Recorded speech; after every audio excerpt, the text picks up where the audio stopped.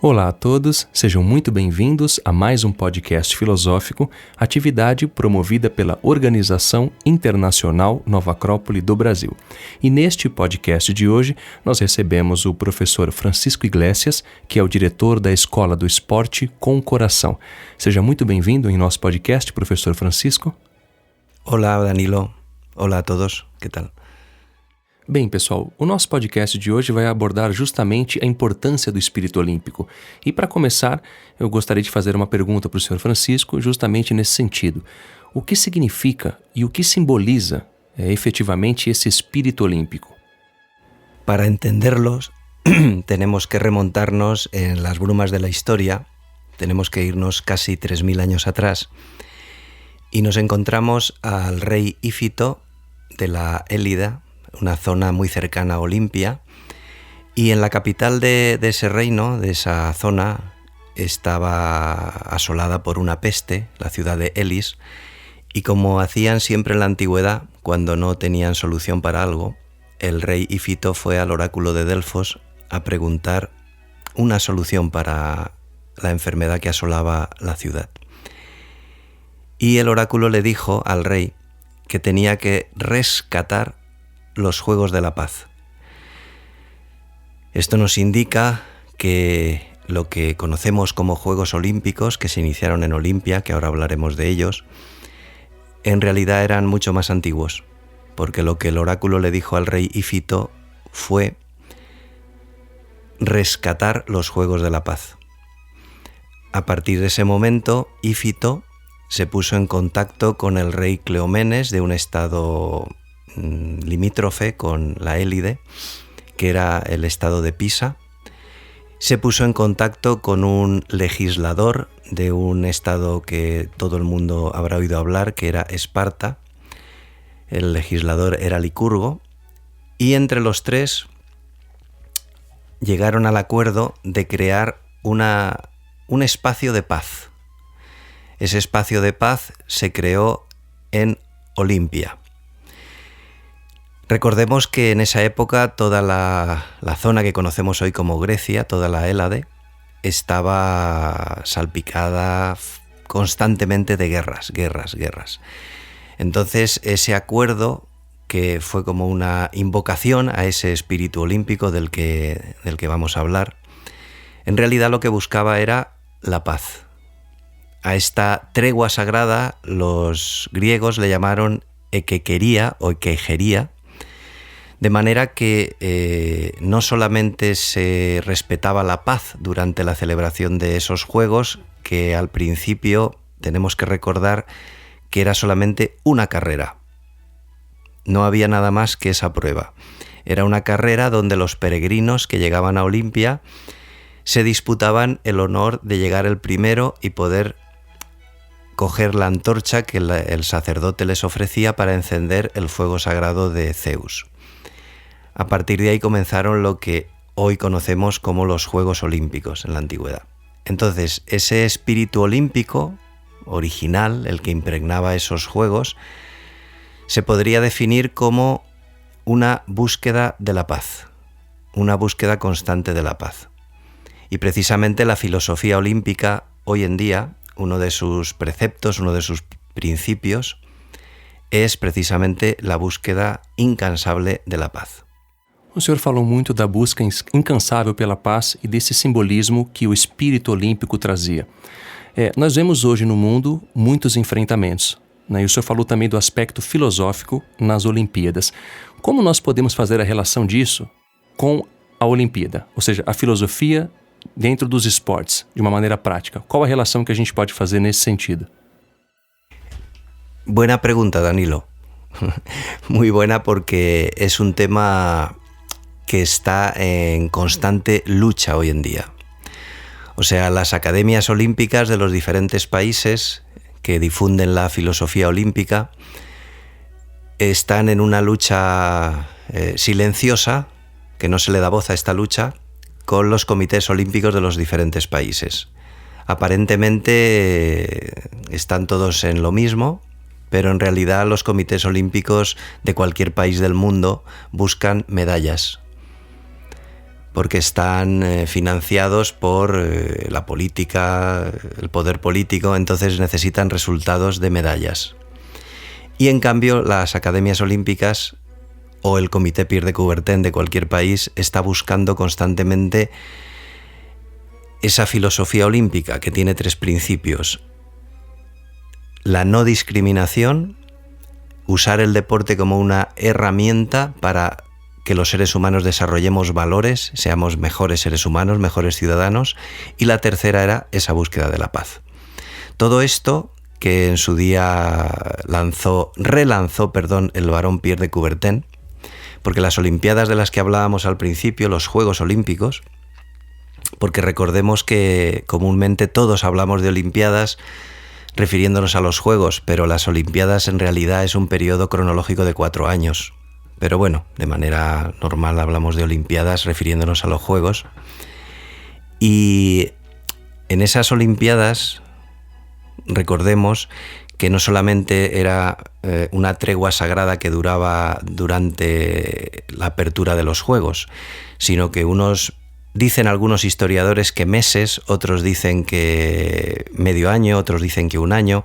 El caso es que en un momento dado salían los llamados espondóforos, que eran unos jóvenes de la ciudad de Elis y recorrían todas las ciudades de la Hélade, Atenas, Esparta, Tebas, iban anunciando la tregua sagrada. A partir de ese momento, todos los pueblos de la Hélade automáticamente dejaban las armas y se dedicaban a entrenarse y a prepararse para los Juegos Olímpicos.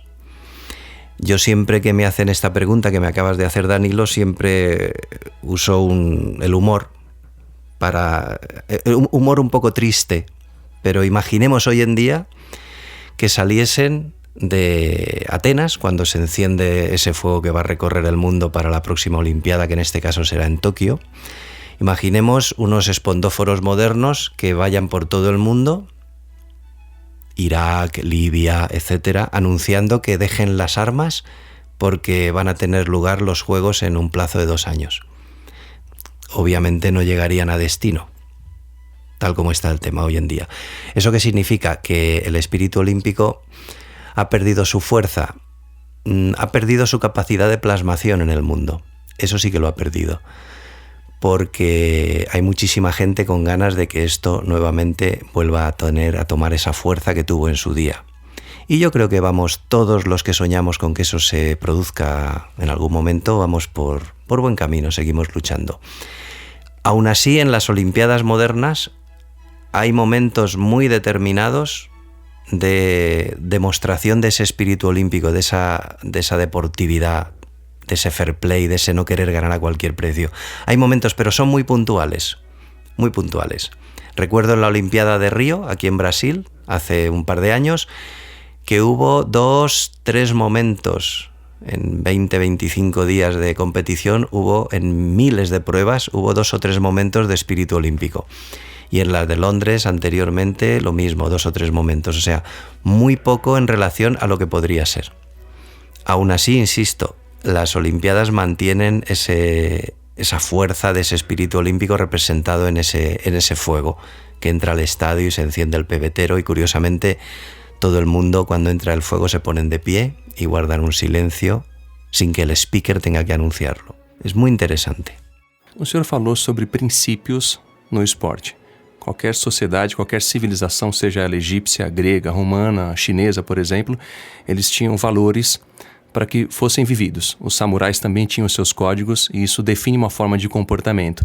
Dentro do espírito olímpico, quais seriam os princípios e valores que deveriam ser ensinados a essas pessoas que vivem nesse mundo sem esse sentido idealístico, filosófico desses valores? Quais seriam os pontos principais que nós poderíamos falar para essas pessoas?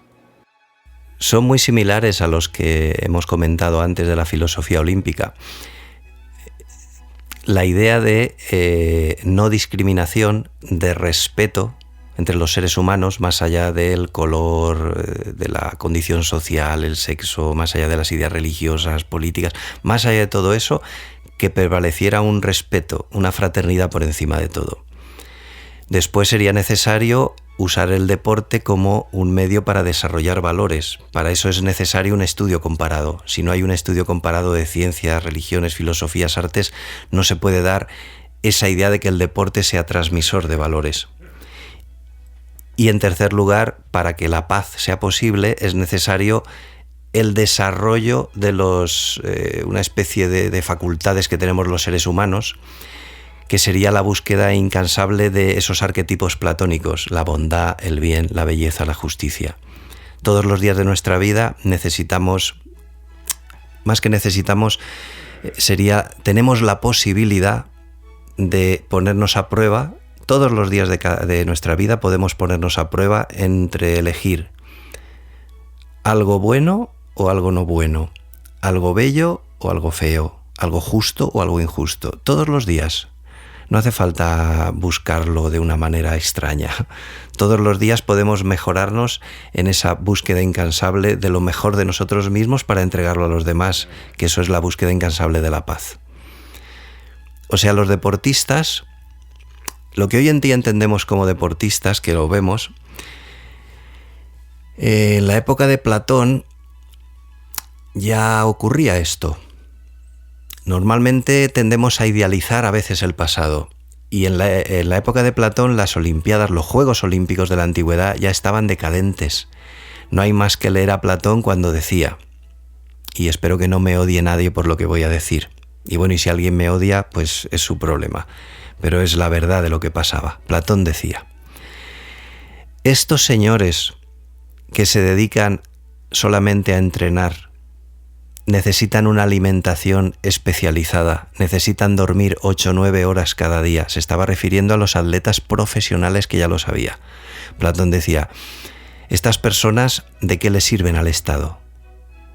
Es un espectáculo nada más. No son ciudadanos útiles, ni siquiera son felices en lo que hace, y mucho menos conscientes, con lo cual, ¿de qué les sirven al Estado? Esto ya lo decía Platón hace 2500 años.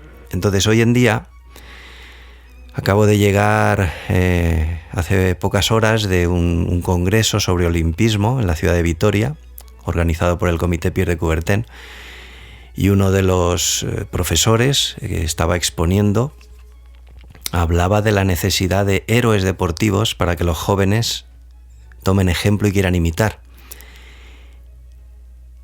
Y ponía como ejemplo de héroe deportivo aquí en Brasil a Neymar. En Europa podría ser Cristiano Ronaldo, en Argentina Messi, bueno, en España Iniesta. Yo tengo mis reticencias al respecto. Una cosa es ser un buen y hábil jugador del deporte que sea, fútbol, voleibol, baloncesto, lo que sea. Eso es una cosa. Y otra cosa es ser un héroe. Otra cosa es ser un héroe. Un héroe es una persona, un ser humano, que puede pasar inadvertido para los demás. Puede ser un bombero. ¿Se llama en Brasil bombero? Sí. Puede ser alguien que arriesga su vida por los demás. O sea, puede ser una persona que tenga la capacidad de renunciar a lo que le gusta para hacer el bien a los demás. Eso sí que es un héroe.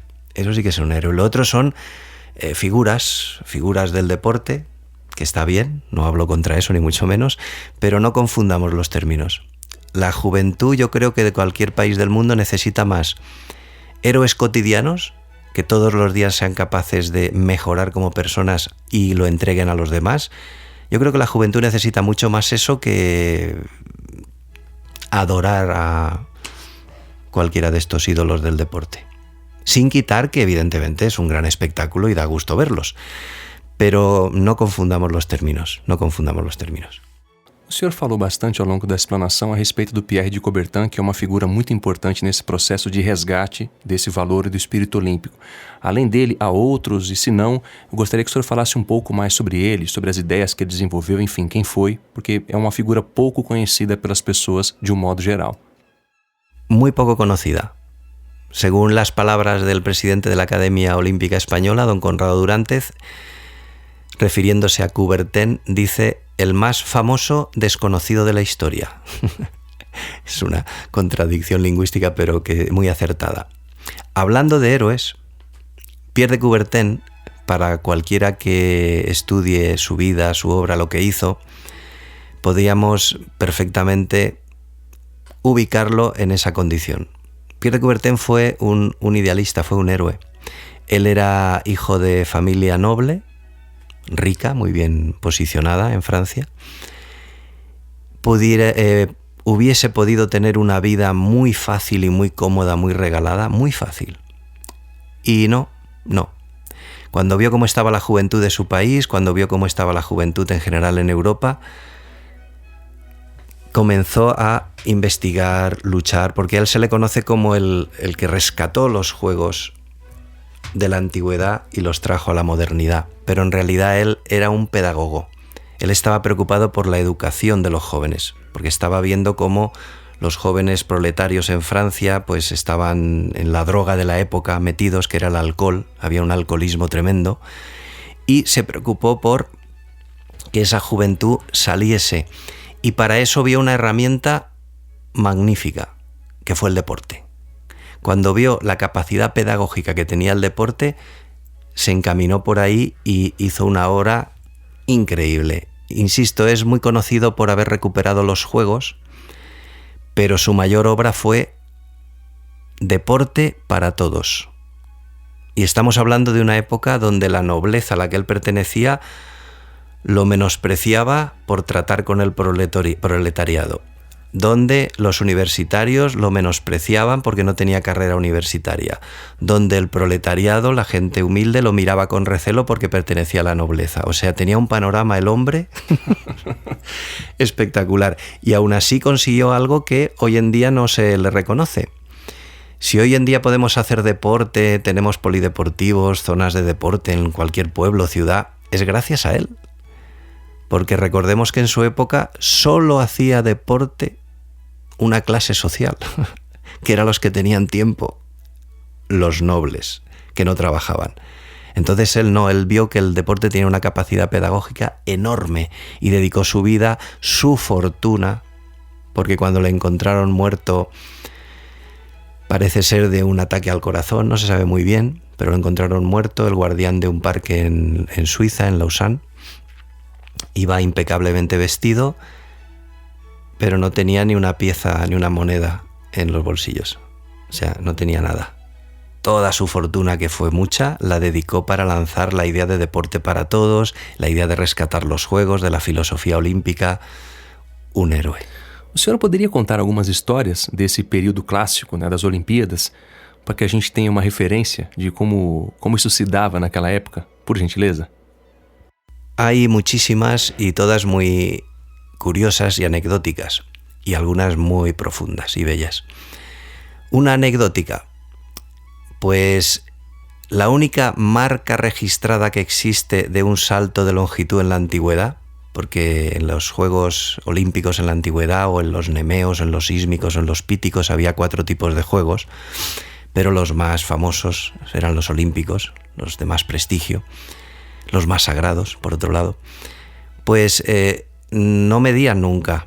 Había un atleta, saltaba, caía en determinado lugar, ahí se ponía una varita de madera, y si otro sobrepasaba, pues podían la otra varita más allá y era el que había ganado, ya está. Pero una vez parece ser que midieron, y es la única marca que existe registrada de los Juegos Olímpicos de la Antigüedad, que duraron más de 1000 años. Salto de longitud, casi 17 metros. Entonces los investigadores, lógicamente, ante eso empiezan a divagar diciendo, no, es que en realidad era triple salto, o eran 3 intentos y sumaban los 3, y entonces decían que porque es imposible que un ser humano salte 17 metros. Yo no lo sé, para mí también es imposible, pero ahí lo dejo. O sea, es un enigma. Y ha dado mucho que hablar y sigue dando mucho que hablar a los investigadores, haciendo cábalas de cómo podía ser ese salto para que alguien saltara 17 metros. Una anécdota. El primer caso de cambio de nacionalidad por compra-venta de medallas también se dio en la antigüedad. Muy interesante.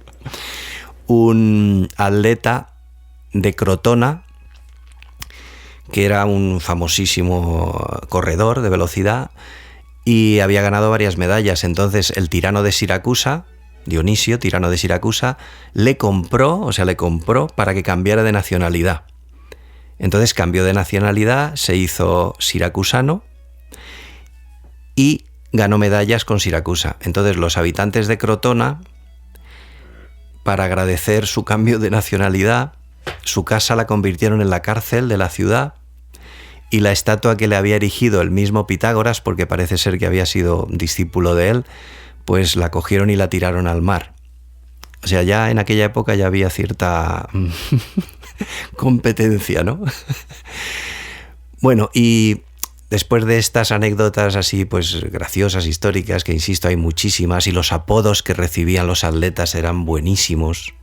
Uno recibía apodo le llamaban el liebre. La liebre es como un conejo que corre muchísimo. Entonces este era famoso porque era capaz de coger a una liebre en pleno campo corriendo detrás de ella. El mismo Platón, el nombre que nos ha llegado a todos, es un nombre de atleta. Su nombre era Aristócles Codros, pero su entrenador, que Platón entrenaba en lucha, él tenía unas espaldas enormes, hoy diríamos que era un cachas, o sea, era muy fuerte. Hombros largos, ¿no? Hombros largos. Y su entrenador le puso Platón, Plato, el de los grandes, anchos hombros. Y para terminar me gustaría contar una anécdota, una historia, donde podemos entrever, para cerrar, podemos vivenciar de alguna manera el espíritu olímpico. Hay muchas a lo largo de la historia. A mí me gusta especialmente una que se dio no en las Olimpiadas clásicas, sino en las modernas. En 1936, en la Olimpiada de Berlín, en Alemania, tenemos al gran gerifalte nazi, Adolfo Hitler, tenemos a un atleta alemán, típico de lo que buscaba Hitler, de la raza aria, rubio, alto, ojos azules. Él quería demostrar en esas Olimpiadas la gran superioridad de la raza aria. Y por ahí aparece un negrito americano llamado Jesse Owens, que comienza a destrozar a la raza aria totalmente. Era más rápido que ellos. Bueno, increíble. Gana 3 medallas de oro y se está disputando la final de salto de longitud. Jesse Owens no había entrenado, pero con la potencia que tenía en velocidad, pues entra en esa prueba. Los 2 primeros saltos, nulo. Sobrepasaba la línea, era nulo. Y entonces se acerca el atleta alemán que iba en primera posición, llamado Luz Long. Se acerca, habla con él y le dice: mira, estás talonando mal, no apures tanto la línea de batida, la marca de la tabla de batida. Toma el impulso donde yo te voy a dejar la toalla. Entonces Luz Long dejó su toalla, como hacen hoy todos los saltadores cuando los vemos en las Olimpiadas, dejó la toalla y le dijo: a partir de ahí es cuando tienes que empezar a contar tus pasos. Saltó con el consejo de Luz Long, se clasificó para la final, y la final disputada entre los dos, espectacular. Y al final ganó Jesse Owens. O sea, ubiquémonos. Los grandes gerifaltes nazis que hablaban de la superioridad aria en la tribuna, incluido Hitler. Y este atleta alemán se juega la vida, porque se jugó la vida. De hecho, luego lo enviaron al frente para que lo mataran. Lo condenaron a muerte cuando los atletas estaban exentos de ir a la batalla. Entonces a él lo enviaron a Sicilia, primera línea, para que lo mataran, y de hecho lo mataron. O sea, fue una forma de condena a muerte. Bueno, pues este hombre, Luz Long, fue capaz de, llevado y guiado por ese espíritu olímpico, que es capaz de superar todas las barreras, todas las fronteras, todas las castas, todo. Fue capaz de aconsejar a su hermano de color cómo tenía que saltar, y a partir de ese momento se entabló entre los dos una amistad tan grande que el mismo Jesse Owens reconocía al final de sus días que ni todas las medallas juntas del mundo valdrían un solo gramo de la amistad que él consiguió con Luz Long. Esto es un gran ejemplo de la fuerza que tiene el espíritu olímpico. ¡Qué fuerza! tiene la capacidad de modificar y mejorar y cambiar el mundo, para bien, por supuesto. Y creo que con esto quedaría muy claro lo que es el espíritu olímpico. Bom, dessa maneira encerramos então o nosso podcast. Agradeço mais uma vez imensamente a sua presença aqui no Brasil, por estar conosco e poder nos ensinar e falar sobre esse tema que é muito importante, que nos ajuda a refletir sobre nós próprios, sobre os valores, não é? E sobre como superar essas competições externas, porque isso tudo começa dentro de nós próprios. É a batalha do Bhagavad Gita. Professor Francisco, muito obrigado pela sua presença. Seja sempre muito bem-vindo quando estiver aqui no Brasil em nossos podcasts. Muchas gracias, Danilo. Um placer. Bem, pessoal, para aqueles que queiram nos contatar, podem fazê-lo através do nosso e-mail, podcast@nova-acrópole.org.br. E para quem quiser saber mais também sobre a Nova Acrópole, Escola de Filosofia à Maneira Clássica, podem fazê-lo através do nosso site, nova-acrópole.org.br. Até a próxima!